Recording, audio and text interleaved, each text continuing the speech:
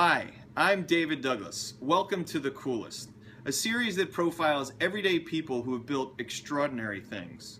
As kids, we all have dreams, but let's face it, most of us quit. These folks didn't.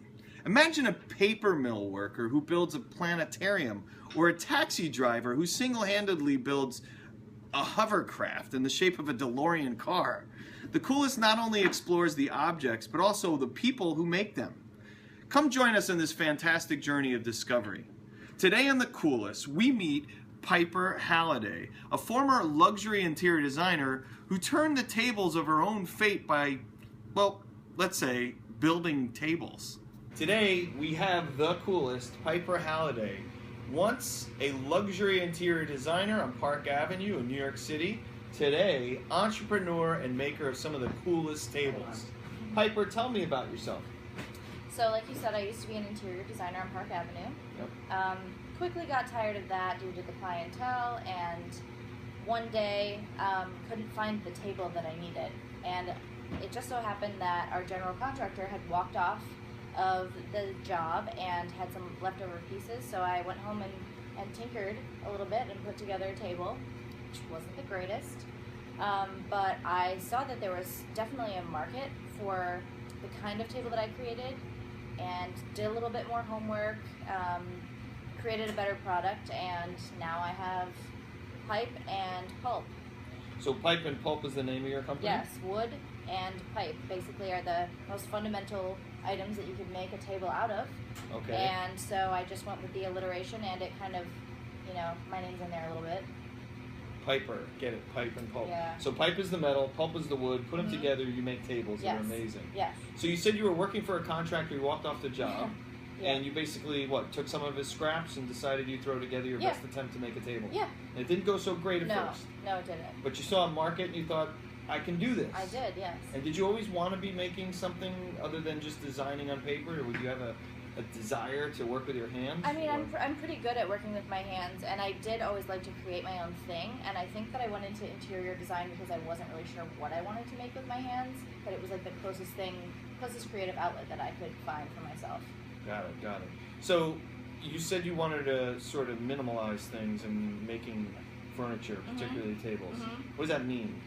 I mean, for example, you have some things here. What are we talking about here? Well, for example, I used to, in the first table that I made, use just scraps, and now I try to use repurposed wood. So recycling and not killing so many trees. So this looks like flooring, maybe 2-inch oak it is, flooring. Actually. Right? Yeah. Okay. So you're using just basic flooring material. And then how are you assembling this? You're nailing this onto... Yep, they kind of fit together like puzzle pieces almost. Just the groove here. And you know, you use a combination of a nail gun and liquid nails. And what is liquid nail? Liquid nails is basically like a glue. A glue, got it, okay. And so you nail this down, you nail them together, or you nail them onto, is this plywood? Yes. Okay, you nail it to the plywood. So you nail it onto plywood. So in this case you have, what, maybe 10 square feet of flooring, because it's 2 by 5 feet, it looks like. And you have another piece of plywood. Yep. What do you think the sum total of cost on this would be? $250.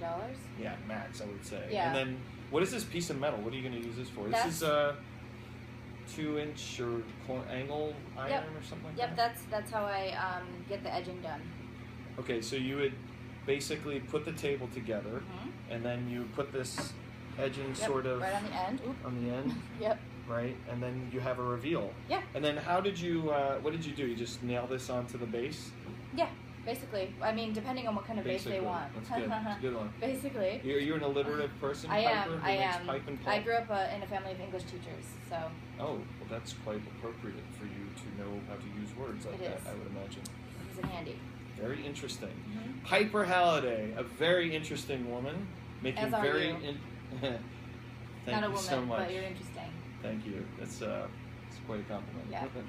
We'll get back to you with our next amazing person. Nice to meet you, Piper.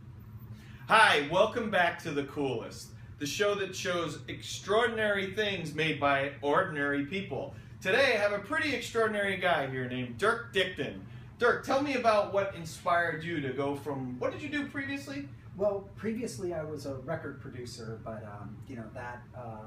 I I wanted to combine some things from my childhood that I really, really enjoyed, and I was a big fan of Michael Jackson and Lionel Richie, and I thought dancing on the ceiling. And I always loved moon boots when I was a kid, and I was like, man, I wonder if there's some way. Hold on. So I don't know if I know quite where you're going with this. You love music. You're a music producer, and now you're turning the tables for yourself into becoming a moon boot maker, that moon boots that you can actually walk on the ceiling with. Okay, so you're actually thinking of making boots that enable people to walk on the ceiling. Yes, exactly. Well, I mean, you know, I'm working with an astrophysicist. What inspired you to do something like this, to walk on the ceiling?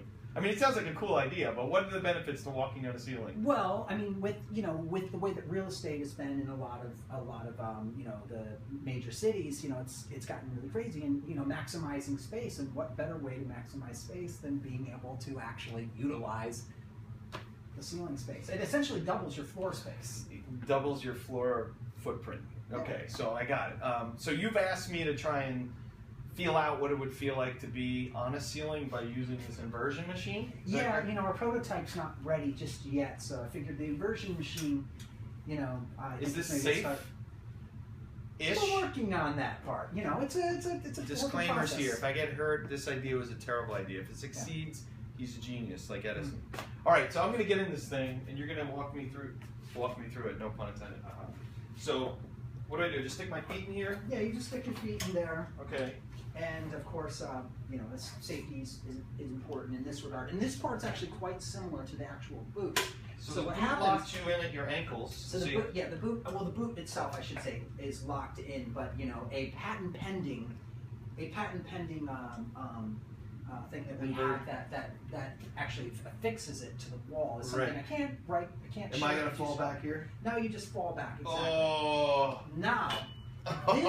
This is the unforeseen part. Think about this. Think about this. If you're walking on your ceiling now, you're actually you'll get like double the exercise as well, and you could essentially turn. How does this affect your blood flow?